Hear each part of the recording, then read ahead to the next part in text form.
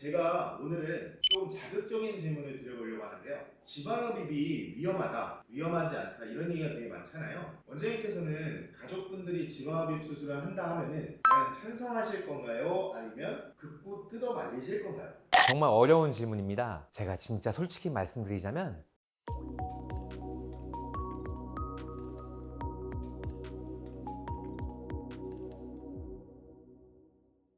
안녕하세요.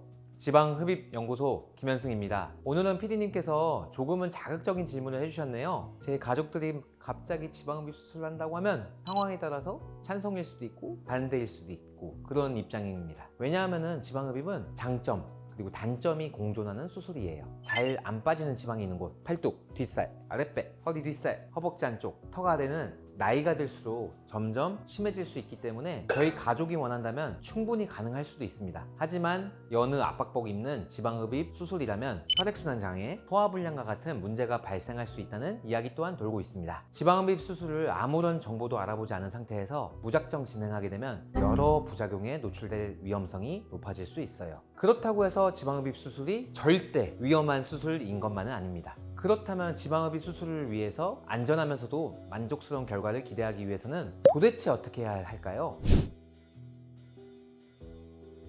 우선 지방흡입은 캐뉼라라고 하는 수술기기를 통해 진행돼요. 캐뉼라는 끝이 동그란 형태로 되어 있는 금속관입니다. 쉽게 말해 이 금속관이 절개창 안쪽으로 들어가서 피부 속에서 이리저리 이동하면서 불필요한 지방 조직을 제거하는 것이죠. 그런데 이 캐뉼라가 피부 속에서 과도한 마찰을 일으키게 되면 어떻게 될까요? 피부에 아주 강한 막대한 자극이 가해지는 것은 물론이고 짙은 흉터의 원인이 될 수도 있겠습니다. 그렇기 때문에 저희는 실리콘 형태로 이루어져 있는 스킨 프로텍터를 절개 부위에 끼운 후에 캐뉼라를 주입해 드리고 있는데 이렇게 되면 절개 부위가 이 프로텍터에 의해서 보호받게 되면서 피부에 가해지는 손상이 훨씬 덜할 수 있겠죠.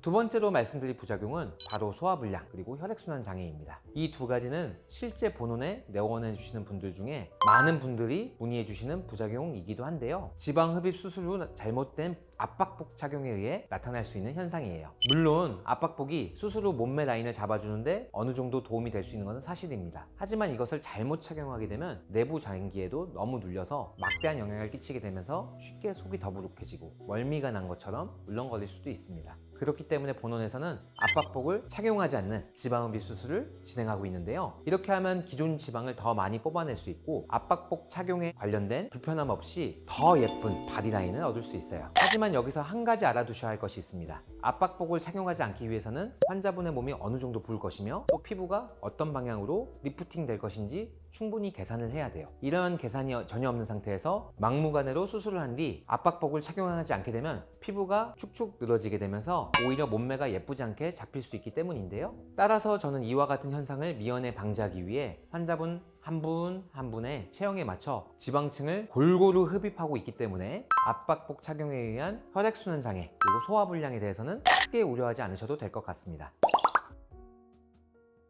지방흡입 연구소 소장으로 한 가지 드리고 싶은 말씀이 있다면 지방흡입 수술 후 요요 현상은 환자분이 어떻게 관리하느냐에 따라서 나타날 수도 있고 나타나지 않을 수도 있습니다. 지방흡입 수술은 수술받은 환자분의 역할도 저 같은 수술자의 역할만큼이나 중요해요. 그렇기 때문에 수술을 받았다고 해서 끝이 아니고 시작이라고 생각하시고 꾸준한 자기 관리를 통해 적정 체중을 유지해 주시는 것이 바람직할 수 있습니다. 지금까지 지방흡입 연구소 연구소장 김현승이었습니다.